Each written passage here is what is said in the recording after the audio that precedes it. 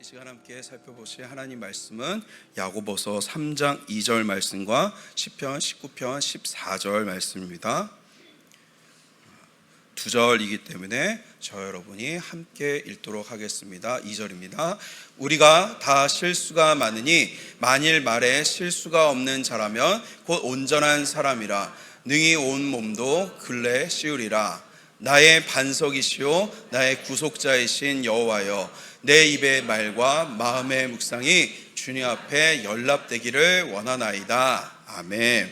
오늘 읽은 말씀을 가지고 말을 위한 기도와 훈련, 이 제목으로 말씀 전해 주시겠습니다.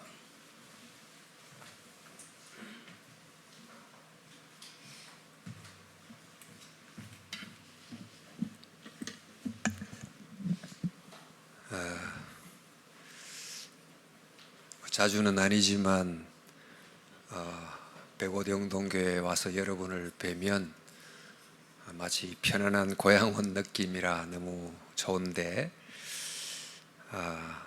올 때마다 따뜻하고 또 행복함이 느껴지는 공동체로서 또 하나님이 계속 역사해 주시는 것 같습니다. 너무 감사합니다.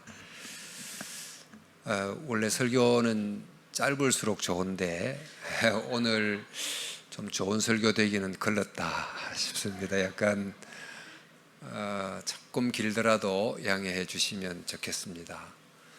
모처럼 오다 보니 욕심도 좀 생기기도 하고, 올해가 말띠해죠. 그 말의 해인데, 이제 말이 얼마나 빠르게 달리고 또 힘이 센지, 근데 말보다 더 빠르고 더 힘이 센 것을 우리가 가지고 있고 늘 사용하고 있습니다. 그게 바로 말입니다. 그러니까 말의 해에 말의 힘을 좀 더 생각하면 좋겠다, 그런 생각을 해봅니다. 익히 알겠지만 이 말이 듣는 사람에게 미치는 영향이 얼마나 큰지는 익히 아시죠. 특히 어린 자녀들에게 좀 영향력 있는 한 분의 한마디는 일생의 지침이 되기도 하고, 또 상처가 주는 말은 평생 그 사람의 삶을 무너지게 만드는 어려움이 되기도 합니다. 그래서 칼로 베인 상처는 몇 개월이면 아물지만 말로 베인 상처는 평생 남는다, 그런 말 흔히 할 만큼 이제 말이 미치는 영향이 얼마나 큰지, 그래서 말에도 품격이 있어야 된다 그러고, 최근은 이 말을 하는 내용보다 어쩌면 말을 하는 방식, 상대가 그 말을 어떤 방식으로 들을 수 있는가를 생각하는 그 미디어로서의 언어에 대한 연구도 굉장히 많습니다. 근데 말은 또 말을 하는 자신에게도 영향을 미칩니다.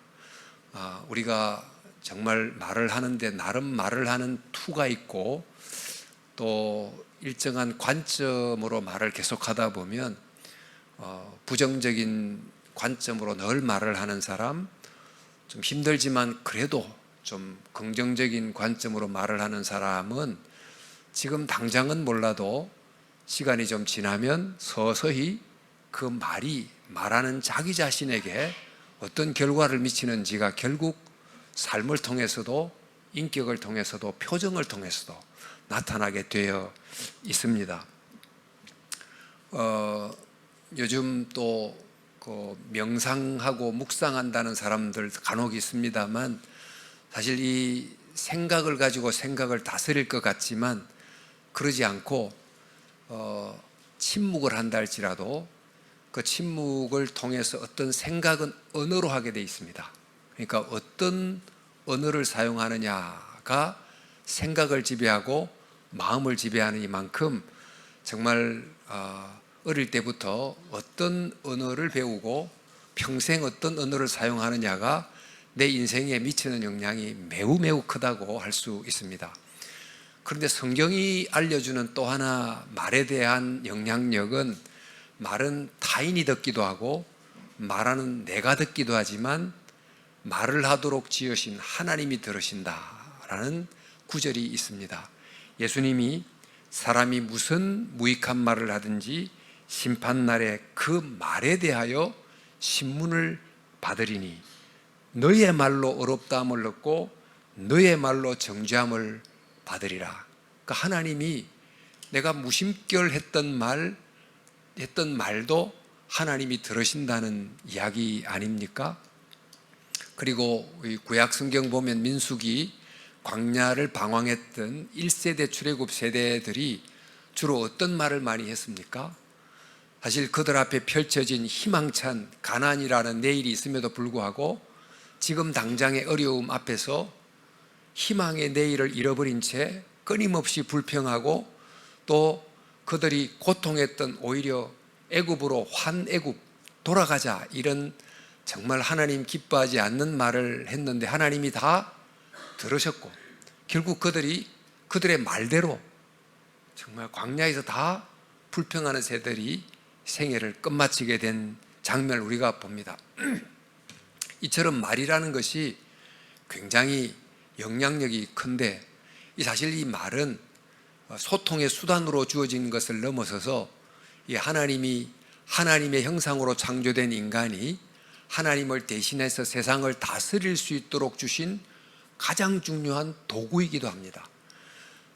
하나님의 형상이란 뜻이 하나님을 닮았다, 즉 하나님이 창조한 세상을 왕이신 하나님을 대리해서 다스릴 수 있는 권한을 받았다 그런 뜻인데 뭘 가지고 이 광대한 세상을 하나님의 대리자로 다스릴 수 있습니까? 정말 사자같이 발톱을 가지고 힘을 가지고 그런 게 아니고 언어라는 도구를 가지고 세상을 하나님의 뜻을 따라 통치하도록 우리가 소명을 받았는데 창세기 2장에 보면 아담이 자기 곁으로 오는 동물들에게 이름을 지어줬다 그런 구절이 있지 않습니까? 그러니까 그냥 이름을 지어줬다는 표현만 보면 뭐 사슴, 호랑이 뭐 이렇게 이름을 붙여준 명명처럼 보이지만 그것은 어떤 존재를 그 특성을 이렇게 분석하고 그 각각의 종류에 따라서 분류하고 정리하고 이렇게 하는 그 언어의 기능을 10분 발휘하게 됐고 그 언어를 사용함으로 하나님이 맡기신 세상을 다스릴 수 있도록 해주셨다 이런 뜻이기도 합니다. 실제로 인류 역사를 연구한 많은 역사 연구에서도 인류가 사실 뭐 지금 엄청 추운데 다른 동물들은 그냥 옷도 안 입고도 살아가지만 저희는 이 오리털 파카를 입어야 사는 정말 이 생존 적응이 약한 존재임에도 불구하고 어떻게 이런 문명을 일구게 됐는가? 그 가장 중요한 도구가 바로 언어입니다. 언어로 과거 세대의 그 지식을 축적하고 또 배우고 학습하고 전수하고 하는 것이 계속 늘어나서 도서관에 가보면 어마어마한 지식이 또 지금 인터넷상에 전부가 이제 언어 형태로 되어 있는 이 언어를 다시 한번 또 사용하고 또 재활용하고 함으로 이런 문명을 만들게 됐느니만큼 이 언어가 얼마나 강력한지를 알 수 있습니다. 이 언어가 한 문명에서도 그렇지만 개인의 삶에서도 공동체에서도 언어가 매우 중요해서 야고보 사도는 이 언어의 힘을 비유적으로 말하기를 큰 배를 움직이는 것이 배 뒤에 있는 작은 키를 가지고 움직인다. 그리고 오늘 이제 말띠해입니다만 말이 얼마나 힘이 셉니까? 사람이 어거를 못하지만 말 입에 재갈 물린 그 재갈을 가지고 오른쪽 왼쪽 달려서 이렇게 조정할 수 있는 것처럼 우리의 삶을 컨트롤할 수 있는 게 바로 언어다 이렇게 비유하기도 합니다. 우리에게 감동을 주는 시를 종종 쓴 이혜인 수녀는 언어를 씨앗에 비유하기도 했는데 그녀가 썼던 시 중에 내가 태어나서 세상에 뿌려놓은 말의 씨들이 어디서 어떤 열매를 맺었을까 조용히 헤아려 볼 때가 있습니다. 이런 시구절을 보면 실제로 참 부모님으로서 어린 아이들 키울 때 부모님의 말이 씨가 돼서 그 아이들의 가슴에 떨어져서 그 말이 지금 그 자녀의 인격 속에 태도 속에 나무가 돼서 지금 나타나 있지 않습니까? 지금도 계속 우리가 말을 하면 그냥 허공에 사라지는 그런 진동 소리로 끝나지 않고 그 말이 내 가슴에 씨앗이 돼 심기고 그 말을 듣는 사람의 가슴 속에 씨앗이 돼 심겨서 어떤 형태로든지 자라니만큼 이 말이 지닌 힘이 굉장히 크다. 그래서 잠언서에 보면 잠언이 31장으로 되어 있어서 한 달 하루에 한 번씩 우리에게 삶의 교훈을 준다고 해서 정말 지혜의 모음집인데, 잠언이 가장 많이 다루고 있는 게 바로 언어입니다. 31장 거의 빠지지 않고 들어가는 교훈의 내용이 바로 언어를 훈련하는 것입니다. 그만큼 우리의 삶의 언어가 얼마나 중요한지, 잠언이 그 대나무 바늘 잠자인데 말이 우리 인생의 피륙을 짜는 이 마치 바늘과 같은, 실바늘과 같은 거라고 말할 정도로 우리 말이 중요한 것입니다. 자, 그래서 이 말은 이렇게 정말 큰 영향을 가지고 있기 때문에 잘 사용하면 매우 유용하고 잘못 사용하면 그만큼 해가 큽니다.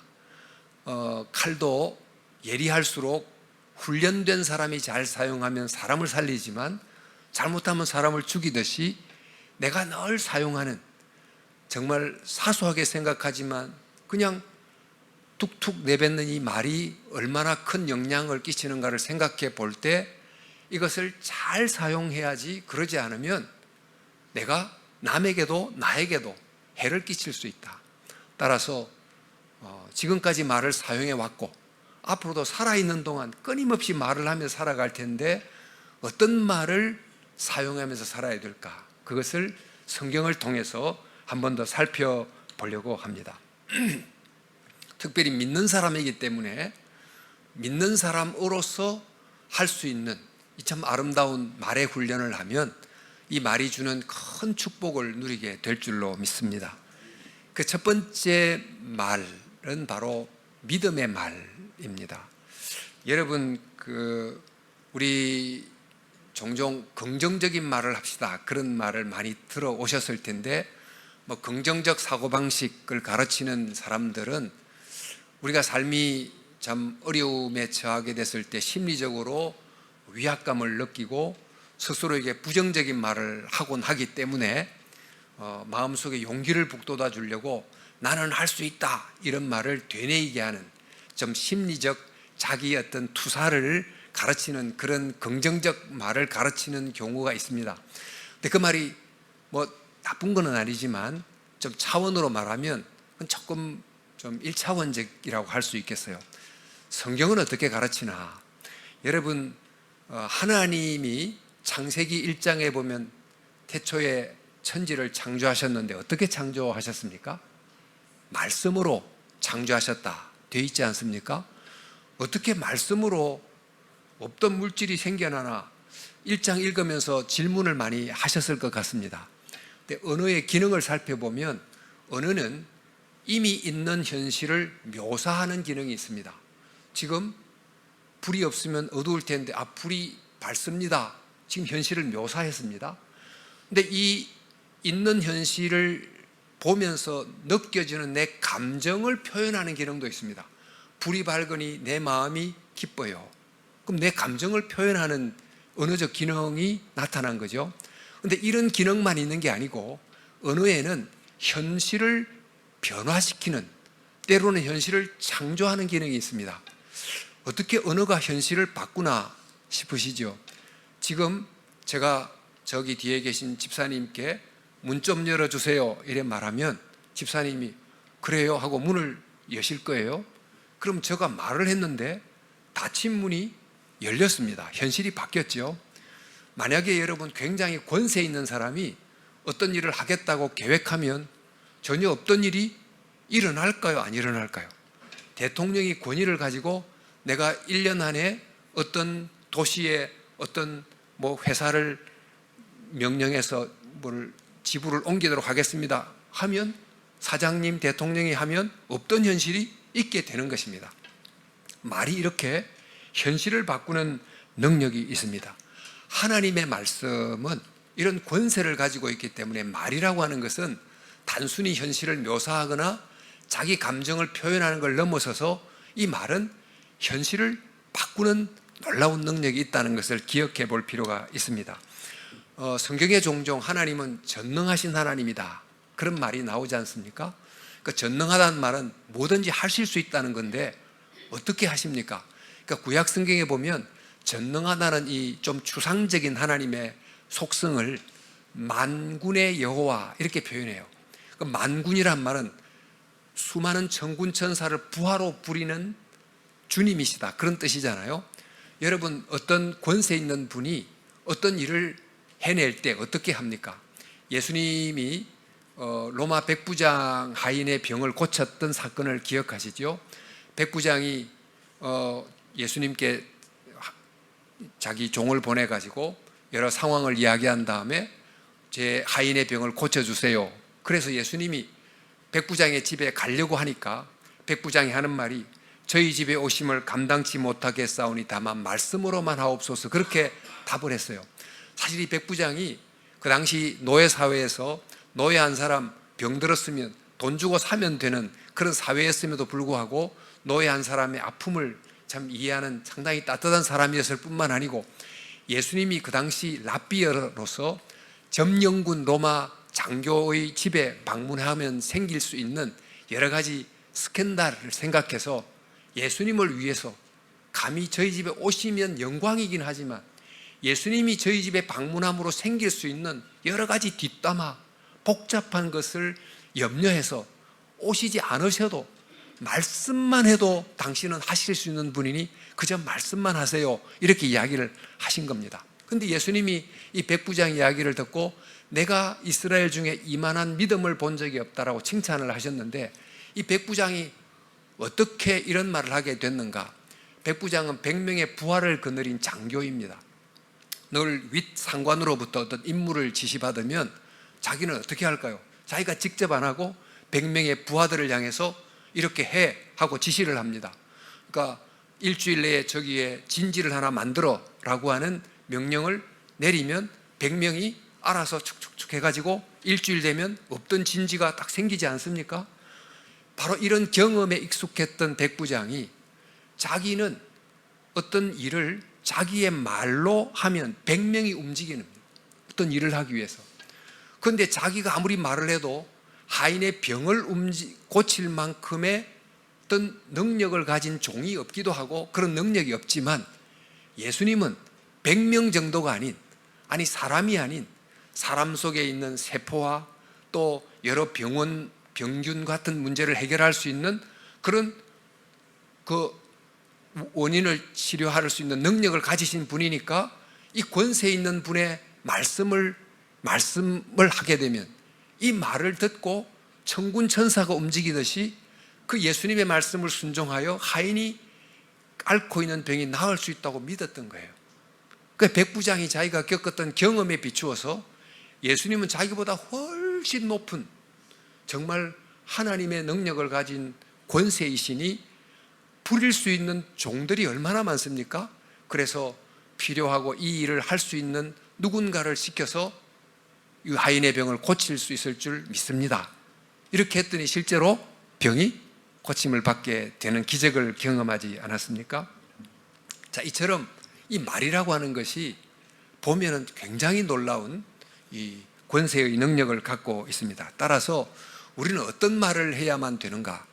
우리 앞서 말한 것처럼 적극적 사고방식 하는 사람들이 사실 내게 능력이 없는데 나는 할 수 있어 심리적으로 자기를 자꾸 투사하고 잠시 마음에 용기는 생기겠지만 그러나 내 한계가 정해진 것은 어쩔 수가 없는 사실임에도 불구하고 심리적으로 그 정도 위안하는 것으로 그치지 않고 신앙적으로 말하자면 나는 할 수 없습니다. 그러나 하나님은 할 수 있습니다. 이런 말을 연습하라는 거예요.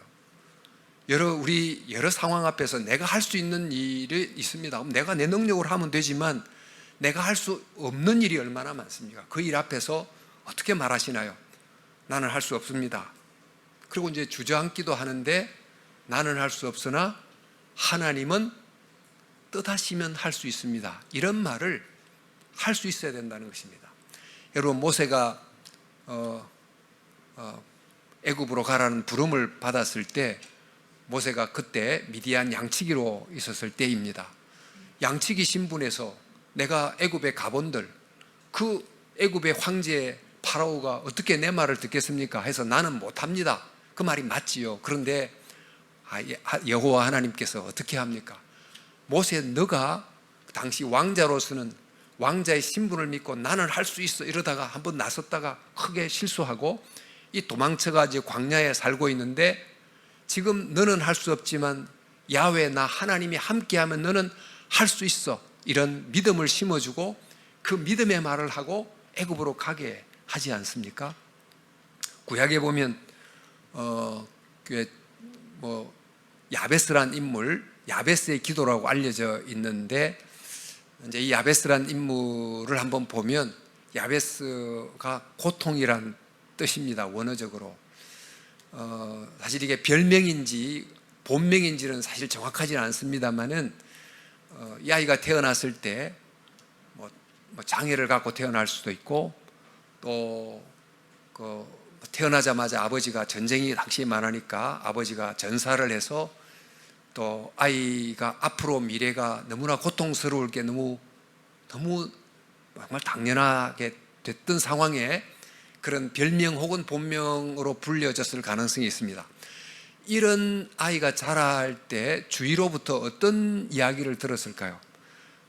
너는 이 상황을 보니 앞으로 미래가 없어, 고생이 뻔해, 그런 이야기를 듣고 살았을 가능성이 많고, 또 그런 이야기를 들었을 때 자기는 자기에게 또 무슨 말을 했을까요? 그래, 나는 희망이 없지, 나는 운명적으로 미래는 결정이 돼 있어, 이렇게 하면서 정말 절망적인 이야기를 많이 했을 가능성이 있습니다. 그런데 야베스의 위대한 점이 뭐냐면, 타자가 여러 사람들이 자기를 향해서, 또 자기 자신도 그렇게 자기를 향해서 좀 절망적인 말을 할 수 있었을 바로 그때 기도 속에서 계속 하나님은 하실 수 있다는 믿음의 말을 했다는 점이 야베스의 위대한 점이에요. 우리 야베스의 기도를 보면, 주께서 내게 복을 주시려거든 나의 지역을 넓히시고 주의 손으로 나를 도우사 나로 환난을 벗어나 내게 근심이 없게 하옵소서. 지금 야베스란 이름 자체가 근심이 운명처럼 정해져 있고 환난이 운명처럼 결정되어 있는 것 같은 이름인데, 그 야베스라는 존재가 기도 속에서 그 말을 바꿔가지고, 그러나 하나님이 도우시면, 하나님이 하시면 내 지경이 넓혀지고 내 환난이 사라지고 내 근심이 없어질 줄로 믿는다는 이야기를 계속 하신 거예요. 바로 아마 이 야베스란 인물만 생각하면 모일 때나 할 때마다 이 기도를 너무 드렸기 때문에 이 야베스는 곧 이 기도, 이렇게 등식이 형성될 만큼 알려진 것 같은데, 이렇게 정말 믿음의 언어를 끊임없이 말을 했더니 결국 그가 어떻게 됐습니까? 다른 형제들보다 더 존귀한 자가 됐다라고 하는 기록이 역대하에 남아 있습니다. 이런 인물들을 들자면 굉장히 많습니다만은, 바울이 노년에 감옥에 처하게 됐고, 또 그가 감옥에 육체도 굉장히 힘들 뿐만 아니고 감옥 바깥에서는 바울을 시기하고 모함하는 소리가 막 들리고, 그러니 심리적으로 얼마나 괴롭습니까? 그때 우리가 잘 아는 빌립보 말씀, 내가 비천에 처할 줄도 알고 풍부에 처할 줄도 알아 내가 모든 일에 배부르며 배고픔과 풍부와 궁핍에도 일체의 비결을 배웠노라. 비결이 뭐죠? 내게 능력 주시는 자 안에서 어떻게 해요? 나는 모든 것을 할 수 있느니라. 사실 이 말은 여러분, 풍부에 처했을 때도 겸손하고 비천에 처했을 때는 낙담하지 않고 이렇게 살아가는 이런 마음을 갖는 게 쉽지는 않은데, 나는 내 스스로는 하기 힘들지만 내게 능력 주시는 자 안에서는 할 수 있다, 이런 고백을 한 것입니다. 저와 여러분들도 이런 고백을 배우고 훈련할 수 있기를 바랍니다. 또 우리가 어떤 말을 해야 되는가 하면, 두 번째는 소망의 말을 하도록 계속 훈련을 해야 되는데, 하나님, 우리가 앞서 말한 것처럼 창조의 하나님, 없던 것도 있게 하시는 하나님이실 뿐만 아니고 재창조의 하나님이십니다. 우리가 살면서 우리의 실수로, 우리의 잘못으로 그렇지 않았으면 달라졌을 수 있는 기회를 놓쳐버린 후회스러운 일들이 많지 않습니까? 그때 그러지 말았어야 되는데, 이제 그런 아쉬운 게 많은데, 우리는 그 과거를 되돌릴 수가 없어요. 어떻게 과거로 되돌아가서 과거 사건을 이전과 다르게 바꿀 수 있나요? 불가능하지만, 그러나 미래의 하나님이 그 내가 구겨버린 과거, 내가 어쩌면 놓쳐버린 그 기회를 하나님이 그 당신의 손에서 정말 재창조해 낼 수 있다는 것입니다. 마치 저기 버려진 대리석을 보면서 위대한 조각가가 저 속에 다비드상이 숨어 있어, 그러면서 조각을 해서 기가 막힌 다비드상을 조각해 내는 것처럼, 또 저기 높은 산 정상에 찬바람을 맞으면서 꾸불꾸불 자란 소나무를 보고 어디에 써먹겠어 하는 그 나무를 바이올린 제작자가 탁 가지고는 그 정말 삭풍을 맞으면서 자라난 대나무, 소나무이기 때문에 정말 절절한 소리를 내는 최고급 바이올린을 만들어내는 것처럼, 하나님의 손에 들리면 이런 우리의 실패와 실수도 기회로 재창조될 수 있다는 것입니다.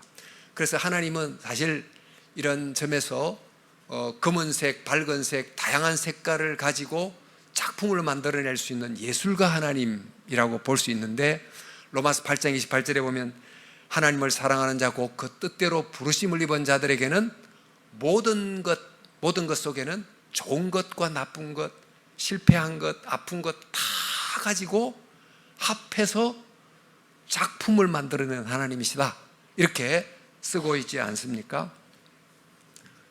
그런 예들 또한 성경에 굉장히 많습니다만은 가장 대표적인 예를 요셉이라고 할 수 있습니다. 여러분 알다시피 요셉이 형들의 시기를 받아서 애굽으로 팔려갔죠. 그리고 보디발 집에 종이 됐는데 자기는 진짜 성실하고 정직하게 했지만 오해를 받아가지고 감옥으로 또 갑니다. 감옥에서도 진짜 자기는 성실하게 했는데 그 왕의 관리가 기억해 준다고 그래놓고 또 잊어버리고, 이제 이렇게 하면서 어떻게 보면 요셉의 생애는 꼬이고 안 풀리고 뒤틀리고 이런 생애가 계속이 됐습니다. 사실 요셉이 이런 자신의 이 삶의 모습을 보면서 내게 꿈이 이루어질 것 같았는데 내 삶의 현실은 꿈과는 점점 멀어져 가는, 하는 일마다 안 되는, 되는 일마다 망가지는 이런 것을 보면서 얼마나 비관하고 좌절하고 절망했겠습니까? 그런데 이 요셉이 그런 상황 속에서 어떤 말을 했을까?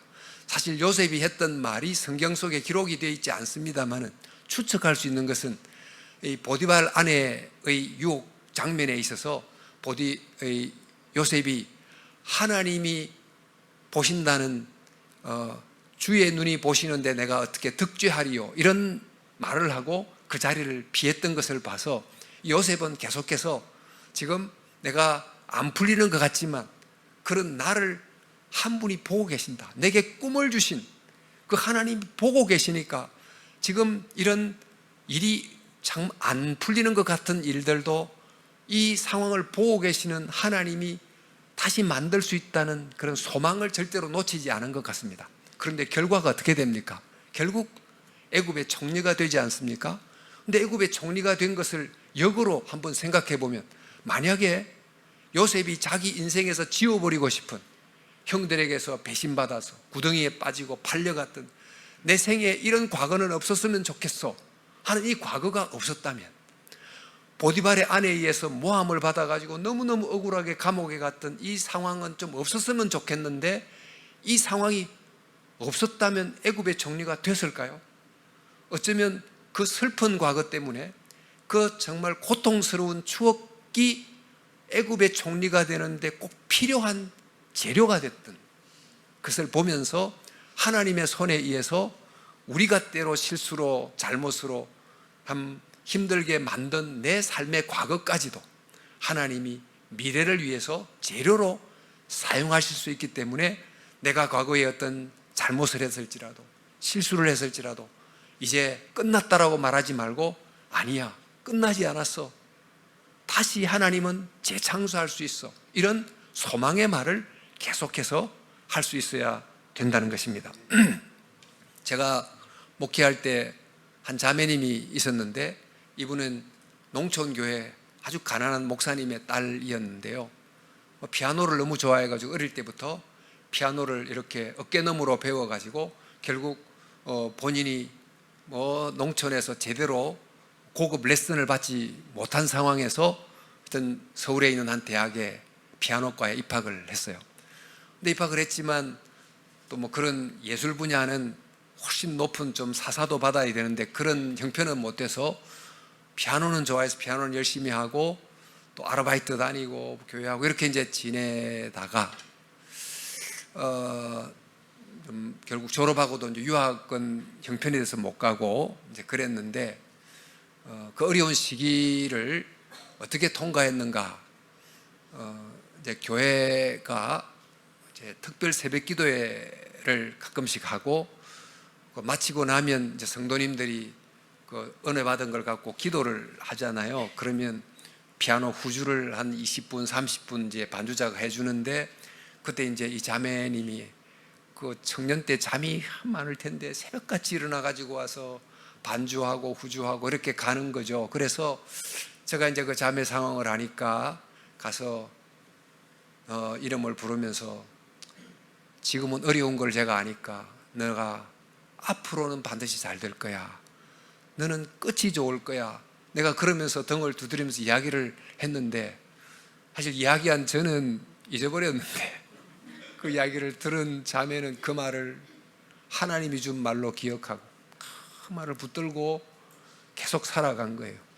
근데 이제 보통 피아노 하면 연주 홀을 빌려가지고 돈이 많이 들잖아요. 그런 여유가 안 되니까 그 신촌에 보면 그 거리에 피아노를 놓고 거리에서 피아노를 치는 그런 어떤 모임이 있었다고 해요. 그래서 자기는 길을 지나다가 어떤 서점 앞에 놓여 있는 거리에 피아노를 보고 서점에 들어가서, 제가 그냥 관객도 아무도 없는데 제가 피아노를 한번 쳐도 되겠냐고, 그러니까 한번 쳐보라고. 그래서 피아노를 치는데 사람이 지나가면서 그냥 참 피아노도 치네 하고 지나가고 그렇게 했죠.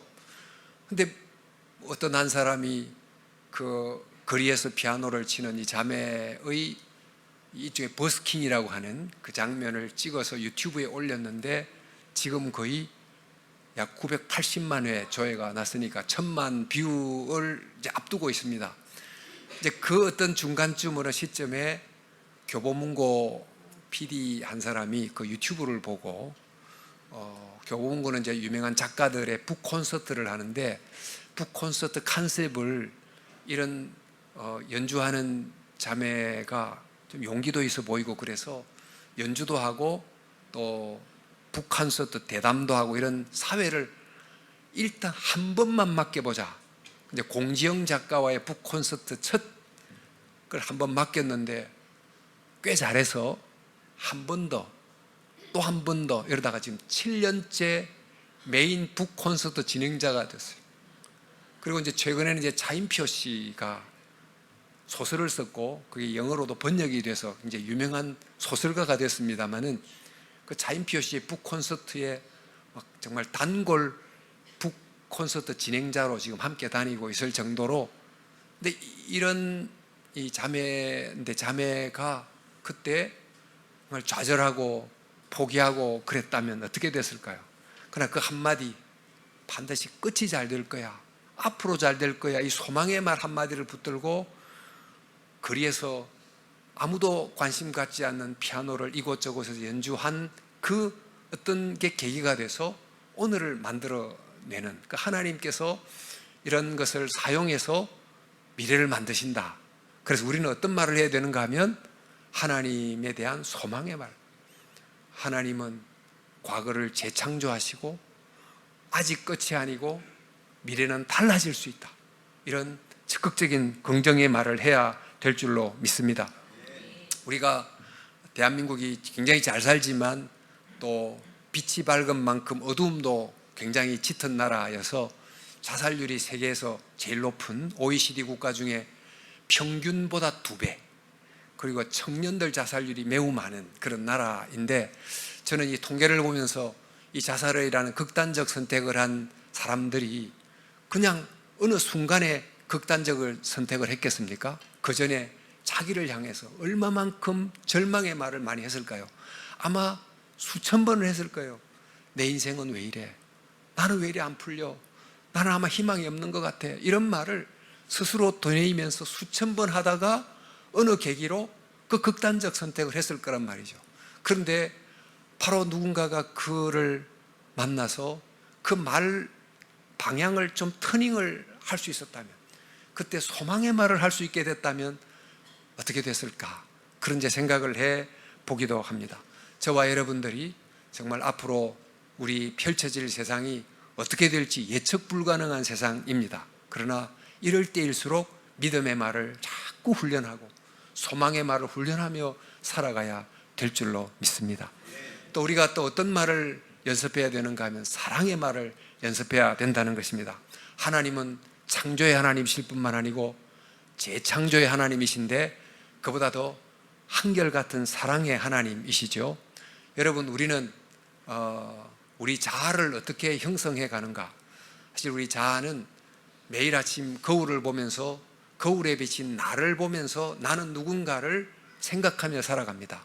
그러니까 어떤 외모를, 요즘 하도 외모 세상이니까 외모를 보면서 자기 자신을 평가하기도 하고 등등 거울을 보는데, 우리가 보는 거울에는 내가 만나는 사람의 얼굴이라는 거울이 있어요.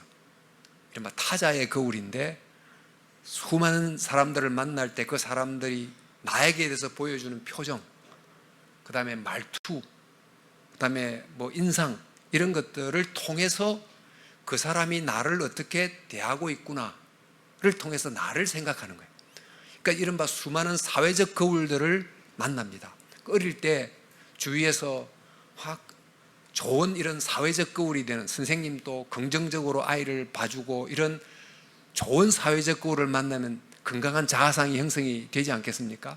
어쨌든 우리는 이런 다양한 사회적 거울 앞에서 어떤 사람을 보면 주눅도 들고 또 비교당하고 경쟁하고 위축되고 이런 자아상을 갖고 살면서 은근히 열등의식, 나는 이 정도밖에 안 돼, 나는 별로 인정받지 못해, 이런 어떤 열등감을 누적시키고 있을 가능성이 있는데, 우리가 또 봐야 될 또 하나의 거울이 있다는 것입니다. 그 거울이 뭐냐면 하나님이라는 거울이에요.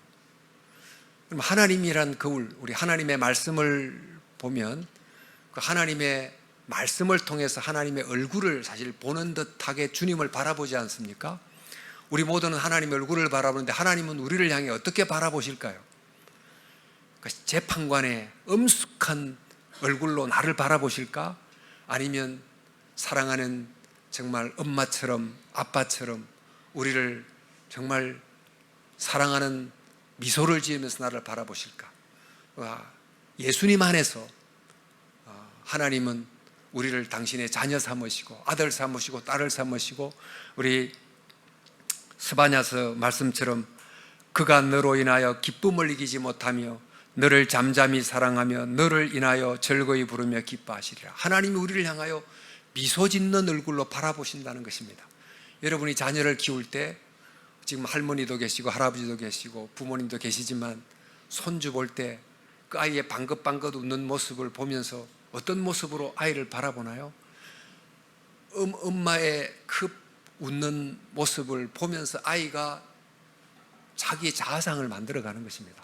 할머니 할아버지의 그 정말 너무너무 행복해하는 얼굴 모습을 보면서 어린 아이가 방긋방긋 웃으면서 나는 지금 어떤 존재인지를 생각하잖아요. 우리는 지금 여러 사회적 얼굴을 보면서 비교당하고 이렇게 살아가는데, 그런 얼굴만이, 그런 거울만이 내 진짜 모습을 보여주는 거울이 아니다. 나의 진짜 모습을 보여주는 거울은 뭐냐? 바로 나라는 자의식도 아니고 하나님의 얼굴이라는 거울이에요. 하나님의 거울을 통해서 보면 너는 내 사랑하는 자다, 너는 내 기뻐하는 아들이다, 너는 내 기뻐하는 딸이다고 하는 이런 내 진짜 모습을 하나님의 거울을 통해서 보면서 그 나는 사랑받고 있다. 하나님 저를 사랑하시니 감사합니다. 이런 말을 하면서 살아가야 된다는 것입니다. 여러분 에모토 마사로라고 하는 일본 과학자가 꽤 오래전입니다만 물은 답을 알고 있다는 책을 썼습니다. 이분이 전자현미경을 가지고 물을 분자 구조를 수천 장을 사진을 찍어 책을 냈는데, 이 똑같은 물을 이렇게 두 컵에다 딱 들고 한 컵에다가는 너는 미워, 못생겼어, 맛없어 막 이런 말하고, 요 컵에는 너는 예뻐, 맛있어, 뭐 달콤해, 뭐 온 좋은 말을 다 하고, 한 일주일 지난 다음에 분자 현미경을 가지고 전자현미경을 가지고 막 찍었더니 양쪽 물이 분자 결정체 구조가 완전히 다르게 나타나는 거예요. 하나는 막 일그러지고 찌그러지고, 하나는 아주 균형 있는 모습으로 나타나는 걸 보면서 물질조차도 말에 부정적이고 좋은 말, 나쁜 말을 듣고는 이런 변화를 나타냈는데, 하물며 물이 80% 이상으로 구성되어 있는 우리의 신체를 가진 인간이 어떤 말을 듣느냐에 따라서 우리 인체에 미치는 영향, 심리에 미치는 영향이 굉장히 크다는 것입니다. 따라서 우리는 어떤 말을 해야 됩니까? 하나님을 믿을 수 있기 때문에 할 수 있는 말. 예수님이 십자가를 지시기까지 나를 사랑하셨기 때문에 세상이 뭐라 그래도, 다른 사람이 뭐라 그래도 하나님이란 거울을 볼 때 나는, 너는 내 사랑하는 아들이다, 너는 내 사랑하는 딸이다 라고 하는 그 거울 속에 비친 나를 보고, 하나님 감사합니다, 저는 하나님의 사랑을 받은 자임을 믿습니다, 저는 사랑받는 자입니다, 나는 사랑받기 위해 태어난 사람입니다, 이렇게 말을 하는 사랑의 말을 훈련해야 되는 줄로 믿습니다. 그래서 사랑의 말을 연습할 수 있기를 또 바랍니다. 또 남을 향해서도 점점 공동체 안에서 사랑의 언어를 연습해야 되겠죠. 네 번째는 이제 용서의 말인데, 믿는 사람들이 잘 믿으려고 하면 넘어야 될 하나의 이 허들이 있습니다. 뭐냐면 성경에는 이제 하나님의 명령이 있다 보니까 명령대로 다 100% 순종하며 살 수가 없고, 늘 저녁이 돼서 잠시 기도하다 보면 오늘도 지은 죄가 생각나고, 또 하나님 앞에 회개도 하고 그러지 않습니까? 근데 회개를 하는데 하나님 용서해 주세요 이렇게 한다고 금방 나 용서받았다고 하는 기쁨이 잘 안 생겨서 다음날 또 한 번 용서하고, 그래도 안 되니까 또 한 번 더 용서하고 그러는 모습, 즉 죄책감이란 무게에 짓눌려 살아갈 가능성이 많습니다. 그래서 사실 이제 정신의학적으로 우리 개신교 신도들이 복음을 온전히 깨닫지 않으면 이제 정말 복음 전 단계인, 우리가 죄인임을 알아야 되는데 나는 죄인입니다 하는 것만 너무 많이 들으면 이 정신의학적으로 건강하지를 못해요. 성경은 당신은 죄인입니다를 알려주지만 그게 끝이 아니고, 그러나 십자가 안에서 당신의 죄는 용서받았습니다, 이걸 알려주는 거잖아요. 근데 그까지를 충분히 가야 되는데 가지 못하는 경우가 있습니다. 여러분, 사도 바울이 굉장히 자기에 대해서 엄격한 사람이었던 것 같아요.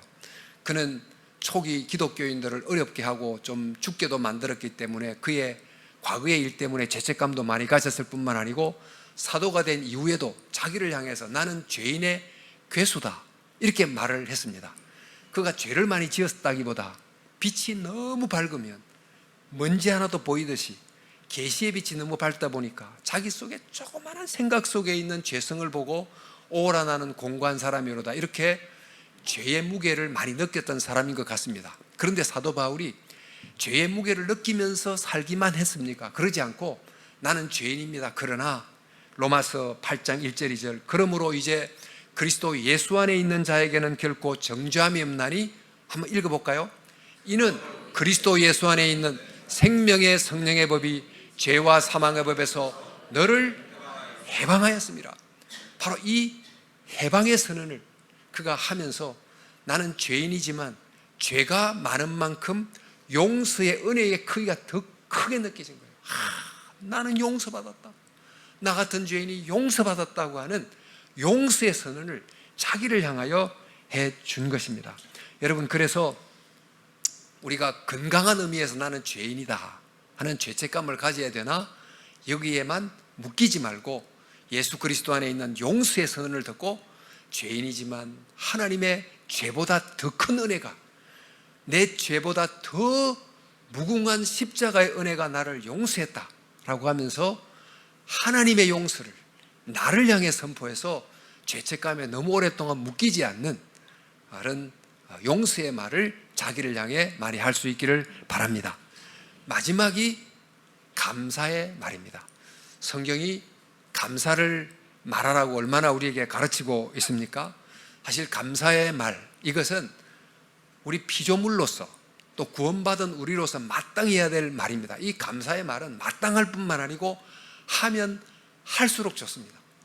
근데 깨달아 보면, 여러분 이제 어린 자녀들도 자라보면 내가 참 부모님의 참 수고를 통해서 오늘이 있구나 하고 감사하게 되잖아요.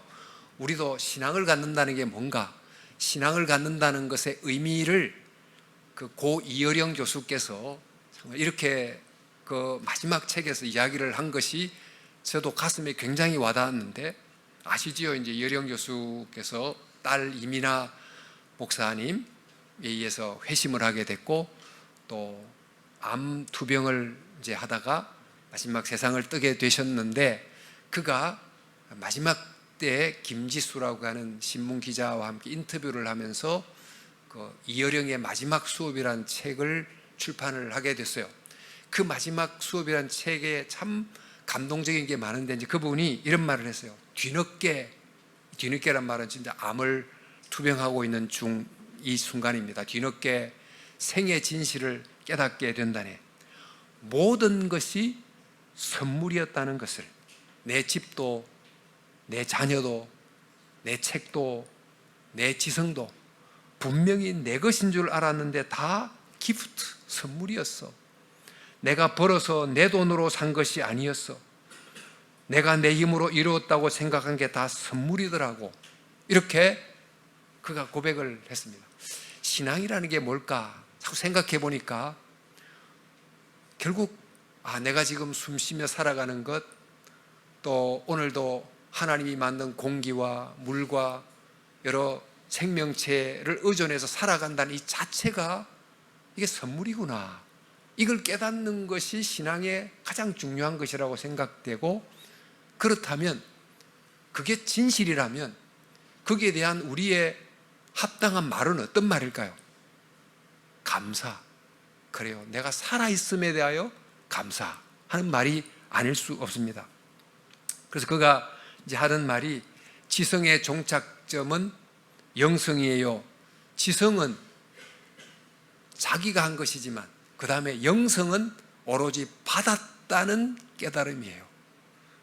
그 긴 한국의 최고의 지성인의 지성의 긴 여정 끝에 도달한 인생의 정말 빛나는 진리의 결론이 뭐냐면, 우리는 다 받은 것으로 산다. 다 받은 것으로 산다. 그렇다면 내가 돌려주고 가는 건데, 받은 것으로 사는 동안에 내가 해야 될 말은 하나님 감사합니다. 이 말을 많이 해야 되는 것입니다. 여러분, 범사에 감사하라, 이 말 속에 담긴 이 의미를 또 기억하면서 감사의 말을 많이 할 수 있기를 바랍니다. 오늘 저는 5가지 말을 훈련하자. 믿음의 말을 훈련하고, 또 소망의 말, 감사의 말, 용서의 말, 사랑의 말, 용서의 말, 감사의 말을 계속해서 훈련하자. 이것이 언어를 배우려면 반복하고 반복해야 영어가 익숙해지고 그러듯이, 이 말을 오늘 듣는다고 되는 게 아니고 계속해서, 저도 사실 오늘 설교를 하지만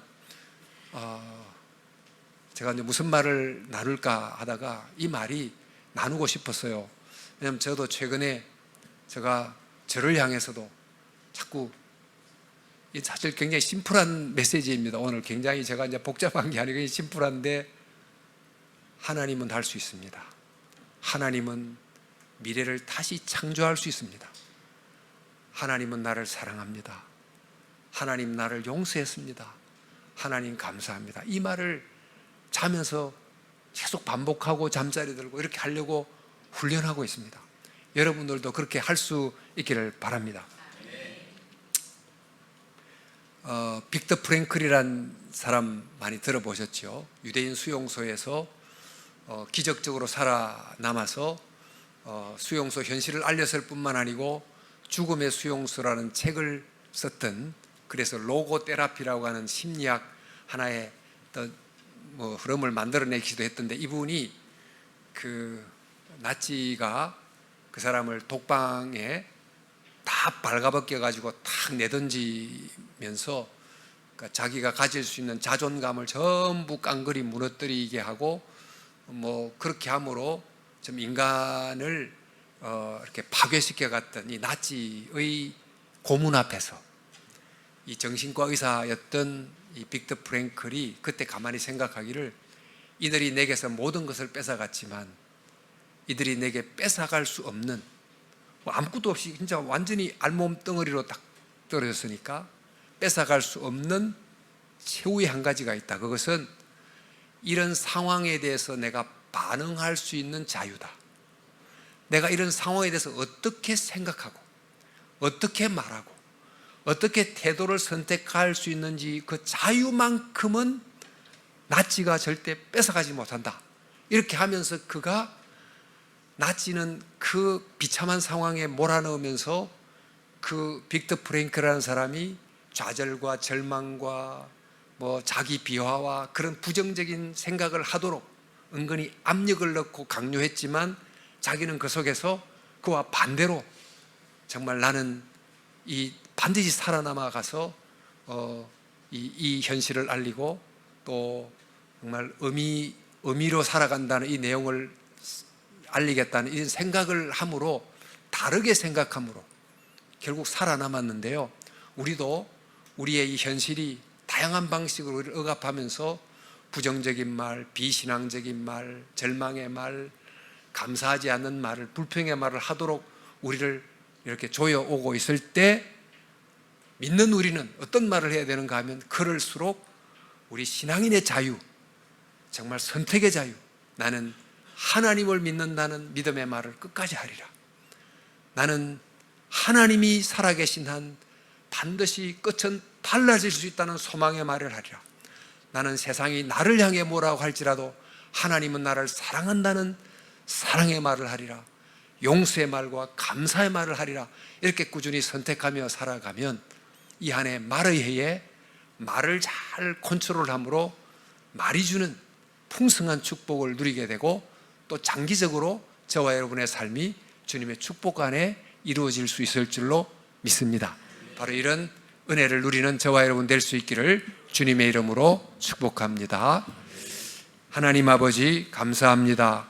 오늘 우리가 늘 사용하는 말을 또 어떻게 훈련해야 될지를 함께 말씀에 근거해서 살펴봤습니다.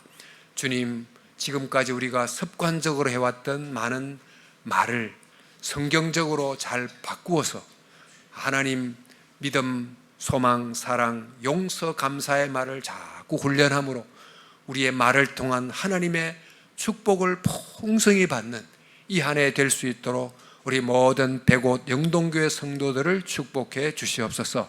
예수님 이름 받들어 기도하옵나이다.